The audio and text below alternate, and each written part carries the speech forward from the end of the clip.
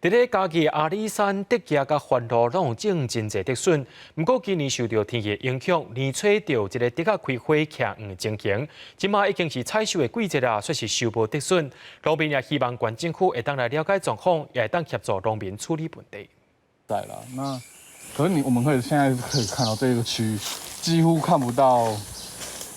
就看不到笋子。农界就人员来到嘉义县的山区勘察笋仔的生长情况，但是看过阿里山区竹叶甲番路遮的所在，原本应该会使开始采收的笋仔，到当毋是无大，就是无发。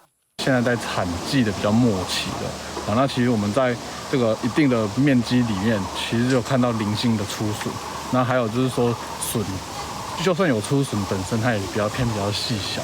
嘉义县笋仔种植面积有5000公顷左右。 年初就有传出竹仔开花徛黄，到单阁拄到雨水少，农民向乡公所反映，希望会当有农业补助。通报的树报面积大概是200多公顷。那我们今天就是选比较主要的产区阿里山跟番路来做勘察。那如果说勘察有达救助标准的话，我们会将这4个乡镇都汇整资料送到农委会那边提报现金救助。农界就人员表示，目前为阿里山区一路看落来。 普遍种竹仔的所在，笋仔发的情况拢无到应该有的标准。如果继续无落雨，续落来继续要采收的麻竹笋，是毋是嘛会受到影响？即摆也着爱开始注意。